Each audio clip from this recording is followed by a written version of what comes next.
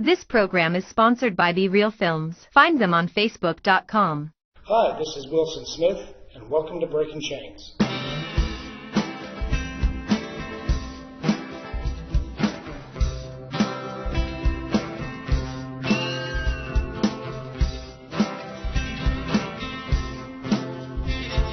Our guest today is Richard Rogers. Richard's been in recovery for 7 years and is very active in the recovery community around Northeast Mississippi. Richard, how are you doing tonight? Nice to meet you. Nice to meet you. I'm doing well. Welcome to the show. Thank you. How'd you fall into addiction? I started out at a real early age.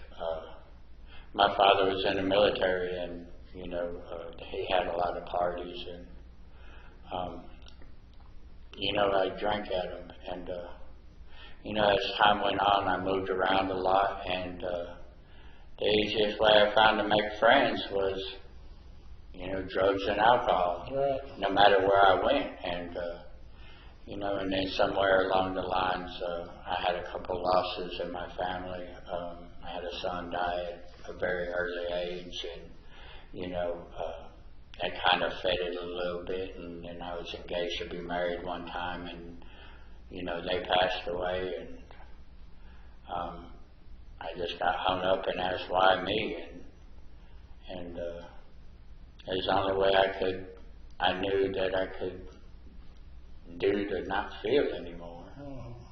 And of course, doing that kind of lifestyle, I started accumulating friends, and it just kept feeding on and going further and further and further. Mm-hmm. So what kind of drugs were you using? What did you have? Mm. Okay. I really wasn't too particular. I started out drinking, and I went totally all the way when I stopped as an IV user. Wow. So, that's how far it went. Wow. So how did it affect your relationship with your family? My first wife wound up, she divorced and left me because she didn't like my drug use and the way I was. Mm-hmm. And then my second marriage, she kind of was in the lifestyle herself, and then I just more or less pushed away all my kids and family, and if you weren't miserable, I was going to make you that way. Right. Because, I guess I wanted everybody to feel the same way I did. And, I was just out to hurt everybody. Physically, mentally, just however I could do it, that's what I was going to do. So it made you do things that really weren't part of your personality, but your addictive personality. Yeah. And, I just hurt people. And I did whatever I could. Rob, steal, whatever it was. I had to take care of me, and I was the only one I ever worried about. I didn't worry about anybody else. Everybody else played second to all my stuff.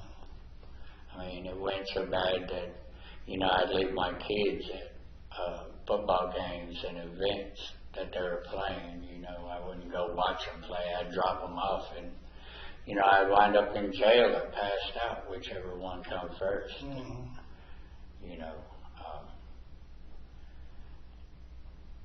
All that stuff's just really not good.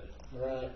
That reminded me, we had a meeting here at the station every Friday night, and we had a new guy in one night, and I asked everybody in the room, what would you be doing on a Friday night if you weren't here? And he said, I'd be passed out in a Walgreens parking lot. Walgreens parking lot? Yeah, apparently there was a liquor store next door. He was a drinker. Yeah. So, were you a functioning addict? I kept a job. I really don't know how I did. I lost a couple of jobs and got fired, and at that point in time, I never really thought it was due to my addiction, but amongst the time that I was in recovery, yeah. And my last job, which is the one I have now, I got let go from it about 2 or 3 times, and you know, because of my addiction, Right. I wind up in jail and had to spend like 5 weeks in jail, and of course you can't hold your job that long. Right. And you know, I get out and they say you're let go, and I'm all like, you know. But I was fortunate that I talked to the owner of the company, and not only once but twice was he willing to stick his neck out for me. The second time he wasn't so eager to stick his neck out for me, but, you know. And I had the opportunity, right when I picked up my 7 years, I walked up to his office and I thanked the man and you know, that conversation went totally a different way than I totally expected it, you know, and you know, I thanked him for a chance and an opportunity, and you know, in turn he wound up thanking me. Right. And I like, you know, he's all like, you know, I believe people deserve a second chance, and he said, you more than earned the position that you have now, and I've made money, you've made money. He said it's been just a good experience for both sides. And you know, that was it just made me feel really good when I walked out of there, and you know, being able to be supportive or get support like that. That had to be the grace of God. Yeah. Because I mean, really, if he hadn't supported you, I mean, even after you were in recovery, you know, think where that could have led. You know? Yeah. I've been there. I know where that could have led. So, how long did you use?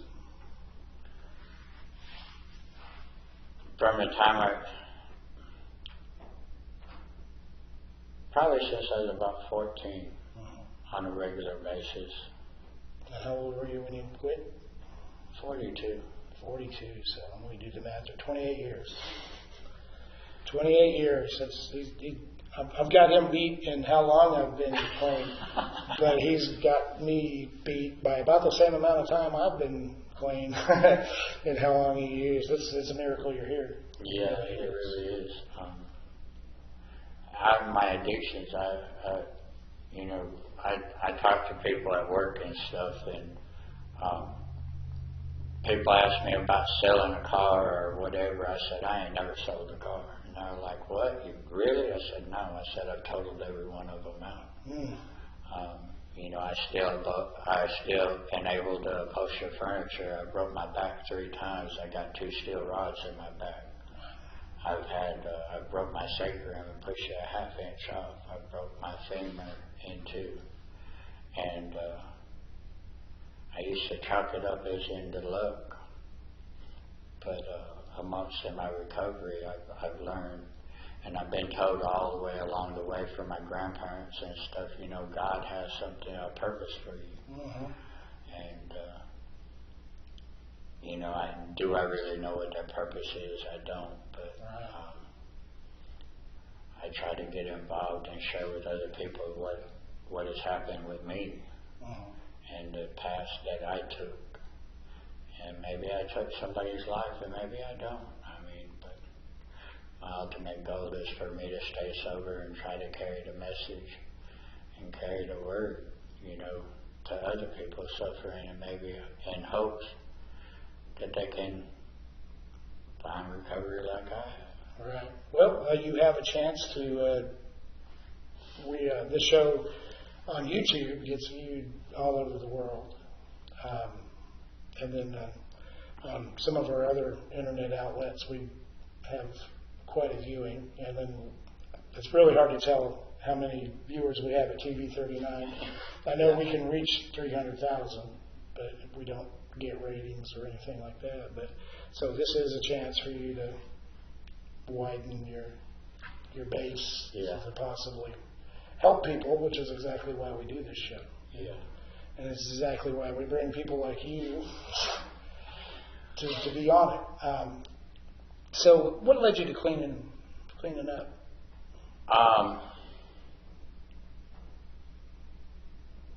MDOC. I mean, there ain't no other way to put it. I mean, when I got in my, I never really suffered any consequences really until I got into my 30s, and then I started. The only thing I ever got caught for was DUIs, and I kept getting DUI. I get 1 or 2 a year. I mean, like clockwork. And eventually, them first offense DUIs started turning into felonies, and I kept getting chances. Judges would give me breaks and stuff, and I still went along the roads that I had myself convinced that I could figure out a way to do this right. I could drink and use drugs like a responsible adult. Right. But and it just come to a breaking point that the last time I went out, I had 18 months sober, and just recently had helped my brother get into rehab and straighten up, and in a matter of 3 hours I landed up in Tupelo ER. And when the nurse come in with my tox screen, she said she couldn't believe how I was still functioning. Would you like some blood with your drugs? I'd do everything. And just laying there in a hospital bed right then, I knew I had to stop, because I was sick and tired of being sick and tired. I didn't like who I was anymore, and I seen how fast it could get out of control. And I guess I come to realization that I could not use or do anything like a responsible adult. Right. And and that's when it all started. I had another second felony charge while on paper for a felony, and amongst doing the house arrest and stuff, I started working an outside 12-step program, and I got involved and got a sponsor and started going through the 12 steps of recovery, and got involved in, so my sponsor got me involved in a lot of service work and doing different committees and stuff, and by the time I was off of paper and stuff, I had got myself so far into the recovery community, and I liked how I felt, and I just continued to go down that path, and it's led me in a direction that I wouldn't believe that it would have led me in. When I got here in recovery, I was mad at God. I blamed Him for everything, all my losses. My son passing away, my fiance, I was mad at him, and today I praise Him, and I look up to Him. I pray to Him 2, 3, 4, 5 times a day, and just ask for His help in my life, and to let His will be done. Right. And today on most days I'm able to accept it. There's still some days that I don't like His will because it didn't go along with mine that day, but I can always sit down and think about it and realize where I'm at today, and who brought me to where I'm at today. Right. And what my purpose in life is. That's why I think the first step is the most important. You have a problem, and give it to God. And if you don't give it to God, how are you going to overcome this thing that has overcome you? And when I got asked to do this, it was so amazing, because Saturday I was talking to my sponsor, and I asked him, how do you really truly know that you surrender? And he said, that's a good question. We talked about that a minute, because I thought it was a stupid question, but he told me it wasn't. And then we show up at church Sunday, and the preacher preached on service after surrender. And then I was asked to do this, And the service after surrender, the preacher brought up, I believe it's Romans 12:1 through 8, that gives us direction on what we need to do after we surrender. Mm-hmm. And talks about we all belong to each other, and about being the body of Christ, and each one of us has a part and a function, and about doing your part, right, and getting involved and doing what you're supposed to do. I mean, I don't know if this is really what I'm supposed to be doing, but it feels right, and that's what I do. I think if God didn't want you to come here today, He would have found a way to stop you. Yeah. Let me take just a moment to mention our new sponsors. It's Be Real Films.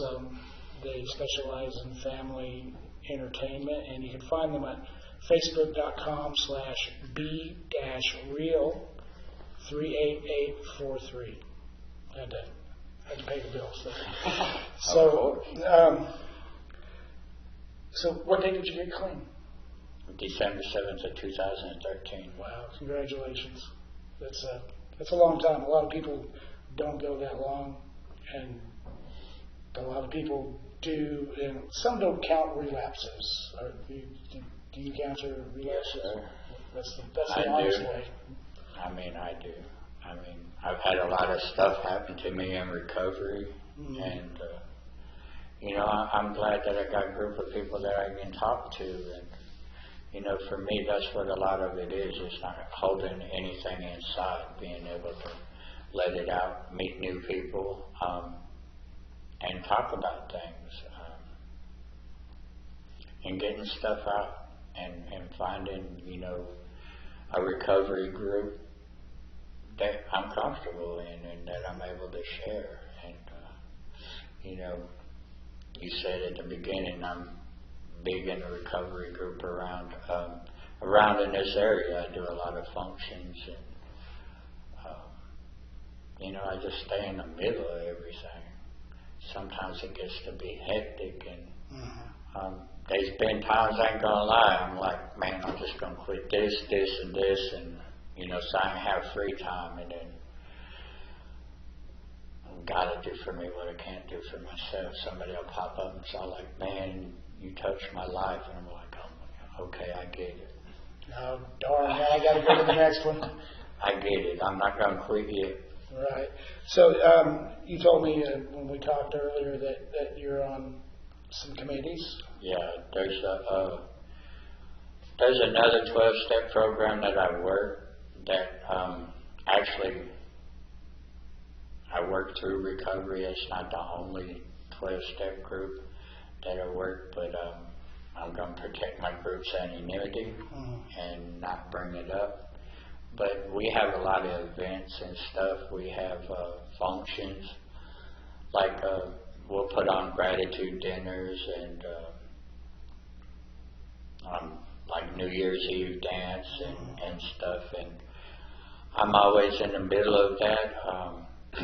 I'm also an alternate chair for the district for that 12-step group for H&I, which means I'm responsible for getting speakers to go into rehab and carrying the message into rehabs. I currently have 3 different rehabs that I have to get speakers for in this area. I'm also the head of H&I in my home group, and I got to make sure there's speakers at 2 rehabs that we go to and carry the message in there. I'm also an alternate GSR for my home group, so it keeps me kind of busy, and I show up at functions even though I don't have a place or I'm not supposed to do anything. 9 times out of 10, if I show up at a function, they're going to have me do something. And I told them one day I was going to show up at one and not do nothing. And they told me, they said, no, if that happened, you think you're too important, so make the coffee. There you go. So, go ahead. So I was going to ask you what tools you use to stay sober, but But is there anything besides all your activity? Yeah. I wake up in the morning and I pray to God and ask Him to help keep me sober just today. And then throughout the day, if I have problems or situation, I take time out and, I'll pray again. It's really odd. I work in a furniture factory, the same furniture factory I used in. Mm-hmm. And all the people are proud of me, the person that I've become and what I do now. And I can stop in the middle of the day on an upholstery line and bow my head and nobody bothers me. Mm-hmm. And when I stand up, one or two around me will say amen. So they know what I'm doing. Right. And I have a sponsor that I'm so lucky to have because he guides me, and I get to see how his changes and in different directions his goes. And I get to call on him and ask him questions, no matter how dumb I think they are. Right. And, and watching him, we've both gotten closer and more in depth in the church. And, I also do other things. I do ministry work, or not ministry work, but I'm drawing a blank. Well, it sounds like everything you do is ministry. But there's a group called Hammers of Hope. Mm-hmm.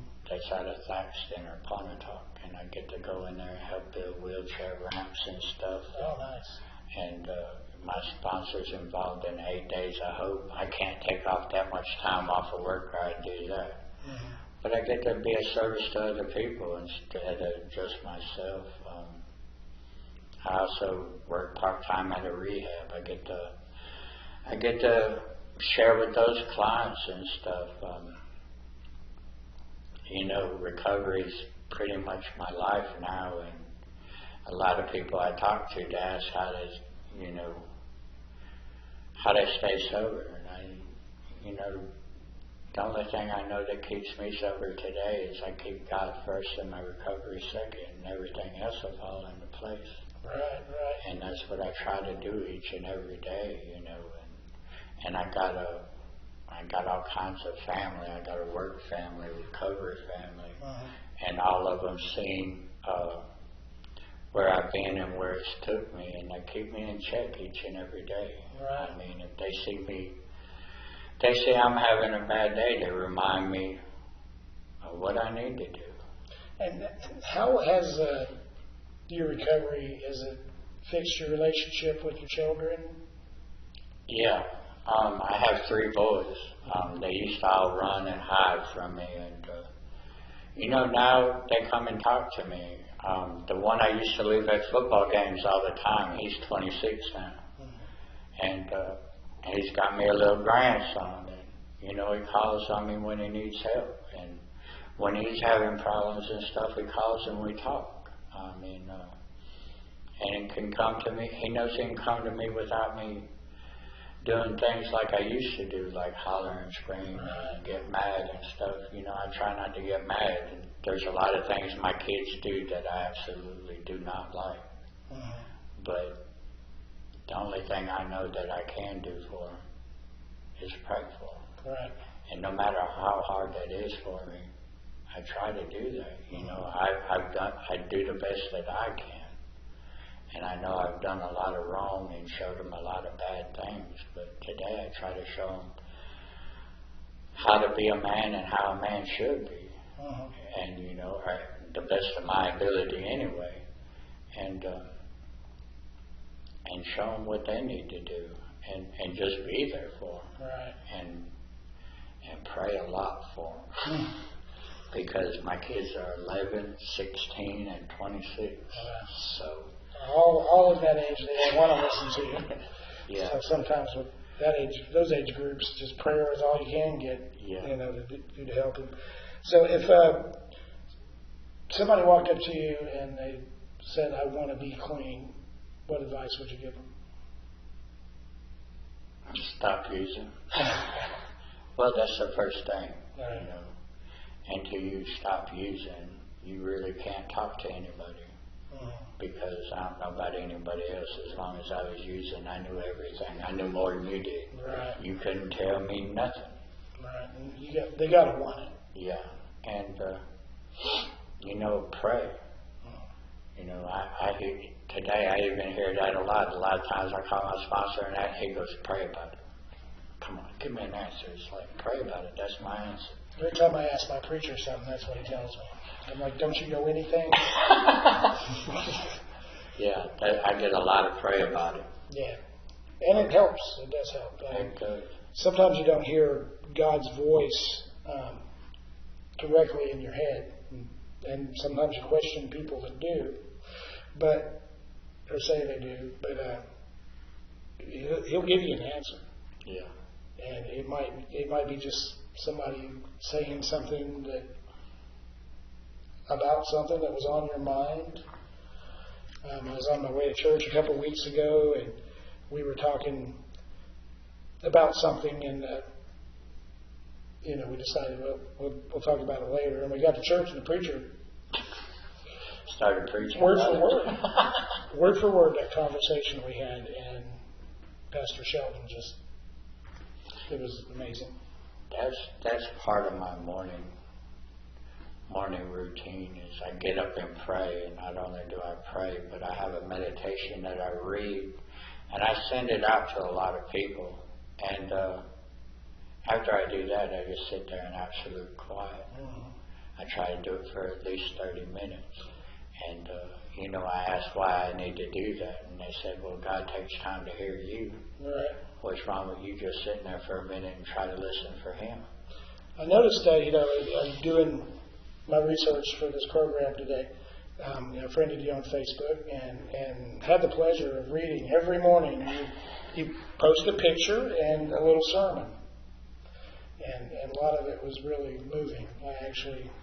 That's what I read every morning. Right. That's part of my morning meditation. That's awesome. And I send it out to probably 10 or 15 other people in recovery. And when I forget, I hear about it. Right. Well, I'm going to start checking the page in the morning. Be my guest. We're about out of time. Don't forget we have the Unchained Recovery Group here at the station on Friday nights from 6 p.m. to 8 p.m. and it's actually 2 meetings, so we do provide 2 signatures, and we're approved through drug court and through Child Protective Services. And everybody's welcome to come. We're at 5525 Highway 178 East in Fulton, Mississippi. And if you need any information, you can get me directly at 662-551-0090. And it's been a real pleasure talking to you today. You're truly an inspiration. We get a lot of people that come in and talk to us, and they don't do near the work you do. So God bless you, brother. Thank you. Glad you have me. Thank you for being here.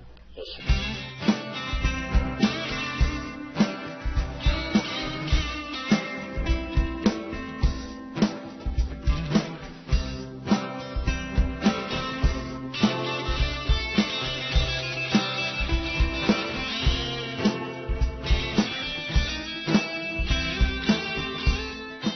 This program was brought to you by Be Real Films, dedicated to family entertainment since 2015. Find them on Facebook.com.